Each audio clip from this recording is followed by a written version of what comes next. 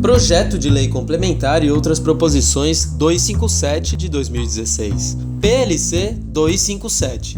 Você já deve ter ouvido falar que esse projeto é o maior ataque ao serviço público da história. Mas afinal, do que trata o PLC 257?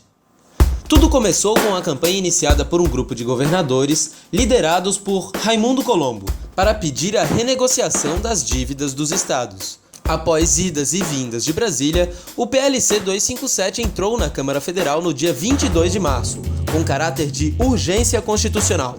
Isso quer dizer que os deputados têm um prazo de 45 dias para votar o projeto. O deputado relator do projeto, quer dizer aquele que vai ter que dar um parecer positivo ou negativo sobre o texto, é outro velho conhecido da política catarinense, o ex-governador Esperidião Amin. O PLC 257 consiste em 3 etapas, carregadas de retrocessos para nós trabalhadores e para o serviço público.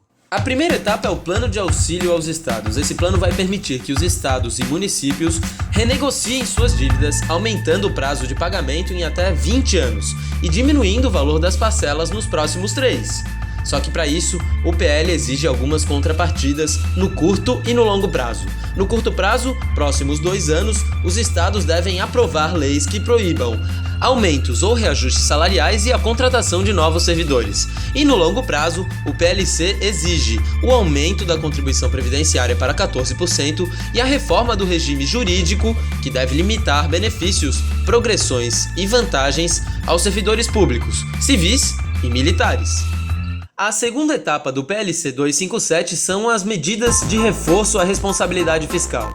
São mudanças na Lei de Responsabilidade Fiscal e nas leis que regem os orçamentos públicos, que serão aplicadas em 3 etapas. Com essas medidas, ficará restrita a ampliação do quadro de pessoal, com proibição à criação de cargos, funções e alteração da estrutura de carreiras e contratação de pessoal a qualquer título, a não ser que seja para reposição por aposentadoria ou falecimento, que não impliquem em aumento de despesa. Mas nós sabemos que nem mesmo essas vagas têm sido repostas nos últimos tempos.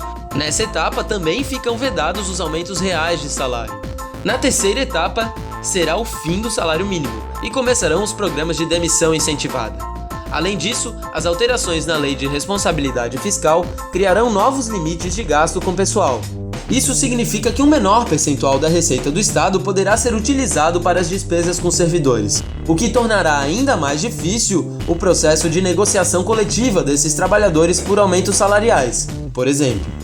Veremos na prática o fim do serviço público por falta de investimentos. Ainda não acabou.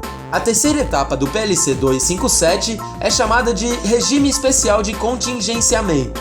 Ela altera radicalmente a Lei de Responsabilidade Fiscal. O que vai mudar? Em cenário de recessão ou de baixo crescimento do PIB, o PLC 257 permitirá o contingenciamento, leia-se corte, de qualquer despesa.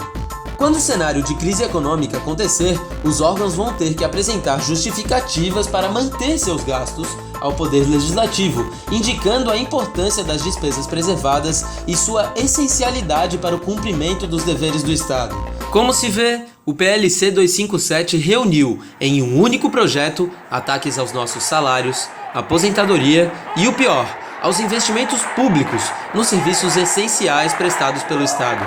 Está na hora de unirmos nossas forças para dizer não a mais esse retrocesso.